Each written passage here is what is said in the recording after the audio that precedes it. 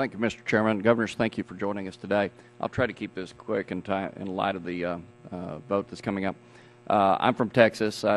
Like my friends from Louisiana on either side of me, I'm from a state that has been unilaterally damaged by actions of the Department of Interior.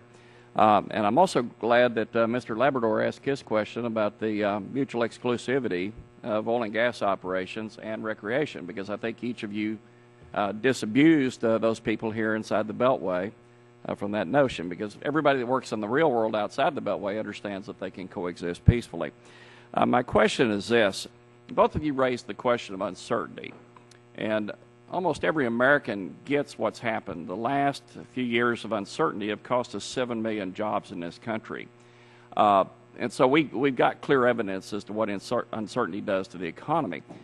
Now you've got new uncertainty facing each of your states. Can you individually answer for me what, I know it hasn't been that long since this new order came out, but can you tell me what the expected impact is in real terms on jobs, the finances of your states, and your ability to continue to invest in education? Thank you.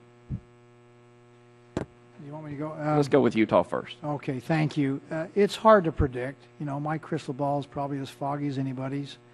But clearly, and you'll hear later on from local government officials that this happens in their backyard, where 60% of their income is derived from oil and gas mining in their own backyards and their own valleys. And so the fact that we're not getting permits anymore, you know, which is maybe even outside of this wildlands secretarial order, is clearly a concern for them. If we can't go out there and develop the economic opportunities with our natural resources, it's going to cause us to have loss of jobs. It's only loss of jobs, but in our state, it's loss of income tax.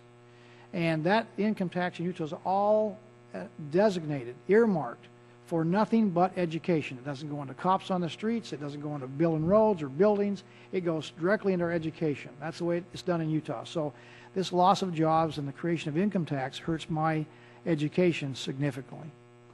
Not only is there a major difference in the quality of the job and the return on the job between what we're talking about in the management of our resources for multiple use and the apparent idea that we're going to create a bunch of tourism jobs within these same areas. I can tell you this, that there are more people in one day probably that play golf on the floating green in Coeur d'Alene, Idaho than visit the Frank Church Snow River of Return in a year.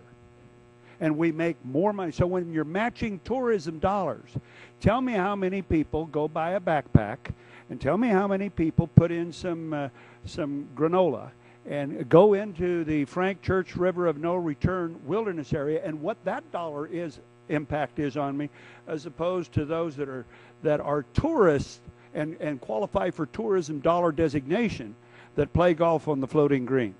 And it's only a par 3. Let me just add, too, I mentioned this earlier, that each natural gas, that's a $700,000 or $800,000 investment each time you drill one of those things. And when you do 600 down in Carbon County, you can figure that out, and that ripples through the economy. So it's a significant impact, and I don't want to diminish the tourism and travel trade, but my goodness, when you spend $1 million for an oil well and you do 1,000 of those, that's a lot of money.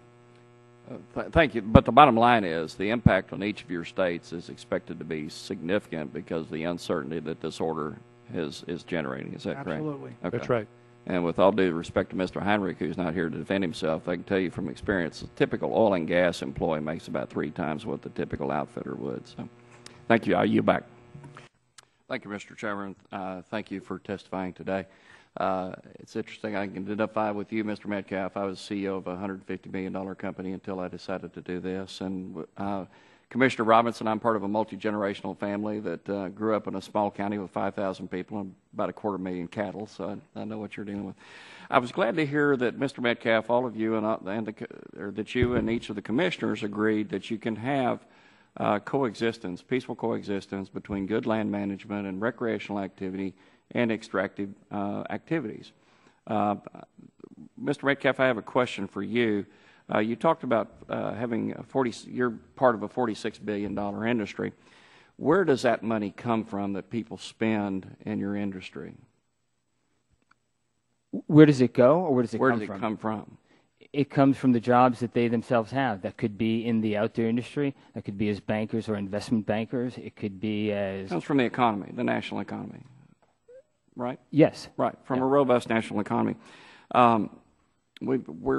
This policy interjects a new level of uncertainty into our land management process or land inventorying process. Uncertainty hurts businesses, is that correct? It can. Okay. It's a dynamic world out there, let's face it. Right. There's what every $1 change in the price, increase in the price of gasoline reduces discretionary income by about $120 billion. What sort of impact is that going to have on the recreational industry if gas prices go up to $4 or to $5? What's that going to do to your industry? And we've seen what it's done in the past. So, You know, I'm challenged by your question, sir, because we have 4 million acres that are leased for drilling development right now in Utah, and they're not developed. We have 11,000 permits for drilling rigs, of which 4,400 aren't even in use.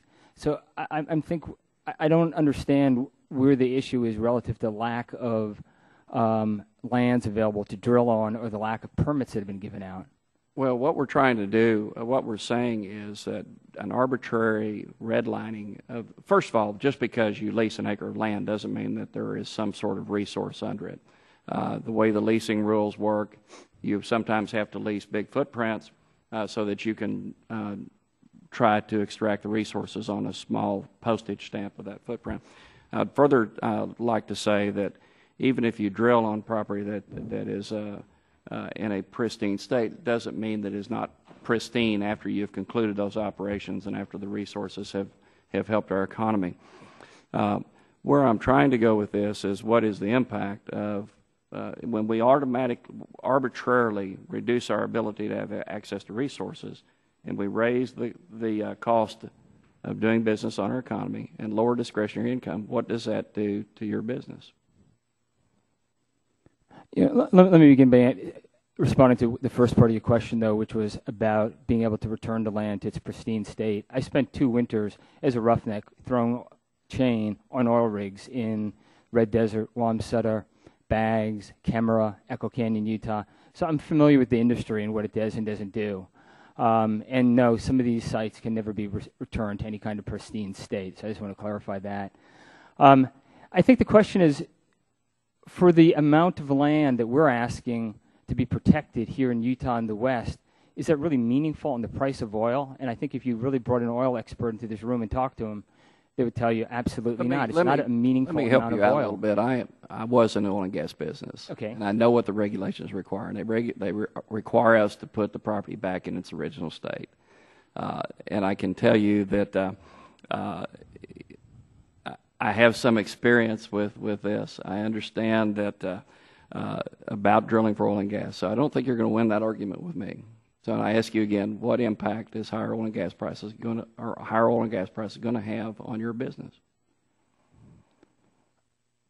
If there's a relationship to what we're talking about, I don't see it, but higher oil prices affect all of us in the economy, of course. Okay. Thank you. I yield back.